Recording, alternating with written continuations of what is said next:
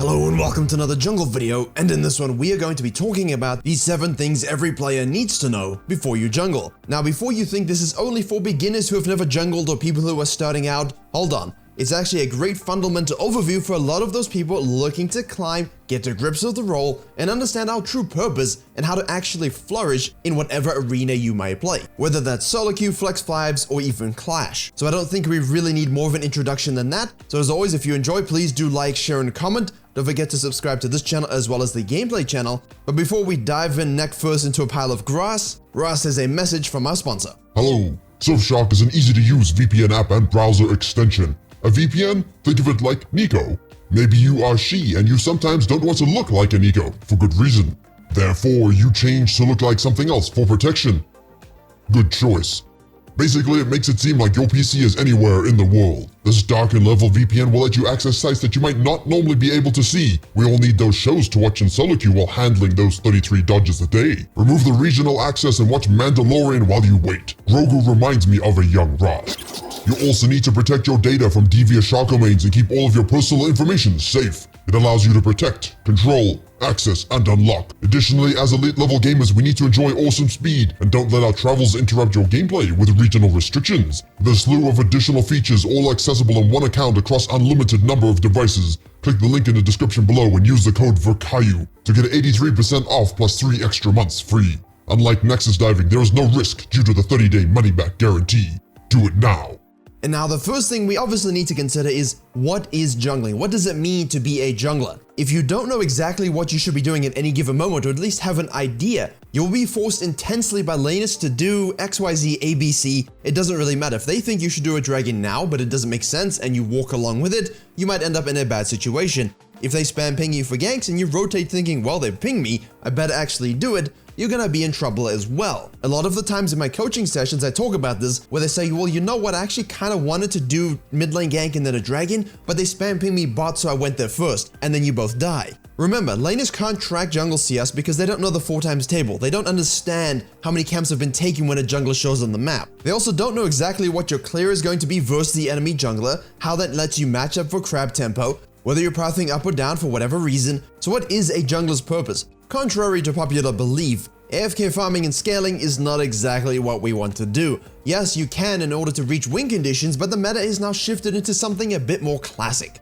That means you must understand you have to impact lanes. That doesn't necessarily mean you go and win lanes for people, they have to handle that themselves, but at the very least your job is to turn it into an advantage for you, and you get to decide which lanes you do that to. Secondly, we are the objective securers. That's what we do. We have smite. It's 900 now after the mini quest is completed. I don't know why, it just is. The point being, you cannot do dragons, heralds, barons, neutral scuttle crabs, blue buff invades without the jungler having smite. That's a risky game. And thirdly, your other job is to make sure the enemy jungler doesn't get to do either of those first 2 things, through counter ganking, tracking, invading to kill them 1v1 when you have winning lanes, and using their terrible pathing to make sure you get dragons and heralds. This is your goal. But Virkayu, that sounds kind of intense for a new jungler. Yes, but it's important to list exactly what you should be looking to do in a game. How do we accomplish all of these things? That's the rest of the video. However, in order to get, the enemy jungler out of the picture, to choose which lanes to gank, to know how to do that, your first clears have to be sublime. They have to be efficient, they have to be good. You need to come out of the jungle faster than the enemy, higher resources, and understanding exactly who can I 1v1, who can I gank, and why. It's not just about what routes you do. For example, a Warwick would love to do a buff Gromp into a gank. This will get him out on the map ahead of, say, a farming jungler, and then even ahead of other gankers. This also means you can throw in a 4-camp clear, and if you happen to be a Karthus, Morgana, a Fiddlesticks, most likely you're looking for a 6-camp clear. Now firstly, I've done a full and total video on all the jungle routes in the game that you might need. That'll be linked below. You need to make sure you research your champion, understand what they can accomplish with the clears, choose the best jungle route for you, but then not actually just do them. You need to know how to actually clear, kite the camps, drag them, tanking and hitting, using the burn damage ticks on the jungle item to kite them and let them extinguish themselves. The faster and healthier you are, the faster and healthier you are onto the map. So what's the remedy? Well, if you started jungling and you realize that you meant to do a full clear by 315, and you're doing it by 3:45, you've got some work to do. Practice tool's your friend, but also multiple videos I have made on the topic myself, as well as the ones done this year by Phalaris on kiting your camps and clearing properly. I recommend his channel for becoming better at that. Because as you saw from the Nidalee Differences video I made a few weeks ago, the Silver Jungler was way behind on tempo, and because of that, couldn't do the things necessary for a Nidalee to win, which is why we don't recommend Nidalee for low elo. So what all of this allows you to do is get onto the map faster to invade to suppress the enemy jungler, or simply get that crab and get the right ganks off. So if you want to gank bottom lane first, you can start on the top side, and if you want to gank top lane first, you can start on the bottom side. If you want to gank mid and double crab, you can always flex either way. And that leads us to the third thing, lane assessment. You must understand which laners have CC, which ones are the best ones to gank early, which ones scale. I have made a ganking tier list to help you with this endeavor.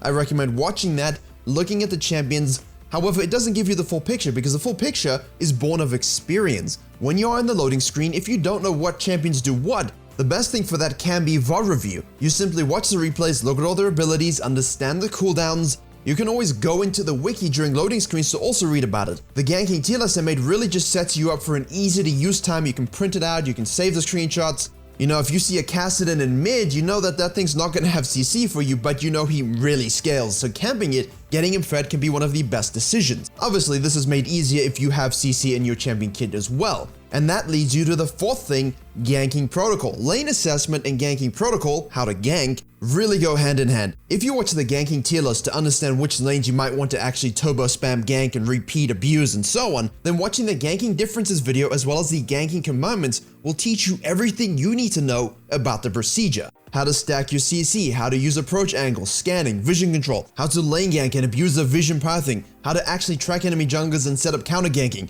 All of these things need to be done properly, and they are really hard to get into, I understand, but some of the biggest differences between junglers who are the best, those who are just starting, and those who are learning and in the process is their ability to gank assess and execute at the perfect level. So you've had a great clear, you know what lanes you want to gank, you do so perfectly. Maybe you get a scuttle crab, maybe you get two just because your jungle route was so much better than the enemies. Now you need to understand objective ping pong. What this means is, when you have the chance to secure a dragon, you do so. This can be when the enemy jungler paths topside, you happen to be level 4 or level 5, take that sucker.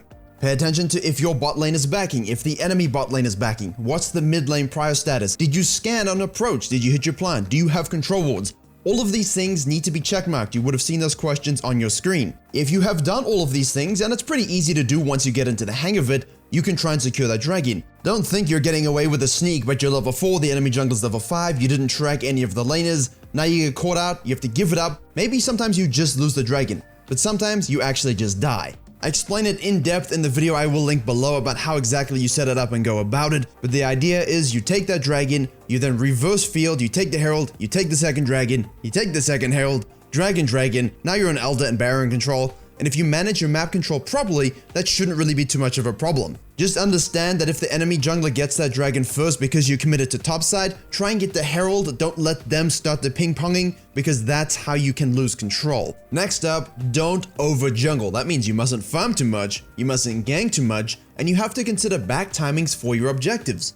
I understand there's a lot of intricacies within ganking, farming, quadrant clearing, weird things that you're really not thinking about at this stage of your jungling. If you're a bit more advanced, then you would have watched those videos. But these fundamentals keep you grounded and give you a framework. You execute them well, and then once you have your jungle legs, you can look into advanced tracking, counter jungling, full sequencing, variety pathing, complex extended sequences. All of these complicated and weird things will become easier to assimilate into your game plans. But for now, understand that your jungling is best approached with balance. Ensure you understand the objective control, and in doing so, don't wait in bushes and gank too much. You're not spending 200 years bottom lane. What's most likely to happen then is the enemy jungler will just outfarm you, even if they really shouldn't be outfarming you and outscaling you, and you'll just be behind. So what I advise is having a good balanced approach. 4 to 5 camp, look for a gank, try and get at least 1 crab, maybe 2. If you can gank another lane before you first back, do it. If you know you win the 1v1, although I wouldn't, advise this at the beginning, try look for those invades on certain junglers who want to full clear and get low, and always look to go back in time for dragons. The dragon's up in 20 seconds, don't go back to base.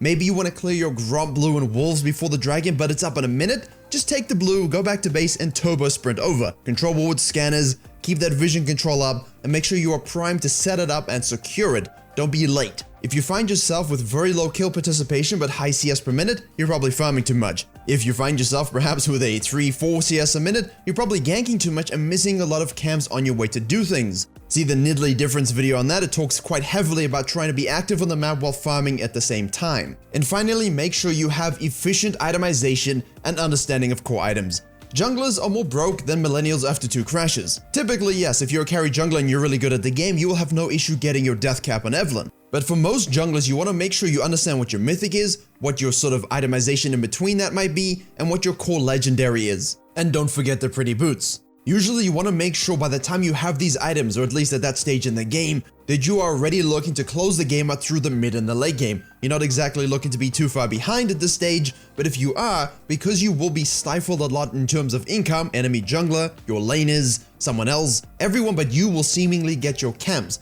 So your itemization needs to be efficient and strong. Consider your 2 itemization spike and your 3 atomization spike. By level 13, you should have around 10,000 gold. So go ahead, break out the math. As a Volibear, for example, I would love Divine Sunderer, Zhonya's, and Ionian boots. Those are my core atomizations. Yes, my 3 atom spike is Spirit Visage with that, but ideally by the time I've done Divine and Zhonya's, I'm already in control of the game, and the 3rd item basically helps me seal the deal. But there you have it, 7 things you should be thinking about as a newer jungler or even as an advanced jungler. Make sure those fundamentals are checked for you. Yes, it's a little bit too difficult to go into all of these in super complex detail. That's why I've linked the further study beneath. Yes, it takes time to learn jungle, you have to use your brain, but the study time, the experience, combine it, you'll be looking to control the map in no time. Thank you very much for watching. I hope you were able to enjoy and learn something. Please do like, share, and comment if you did.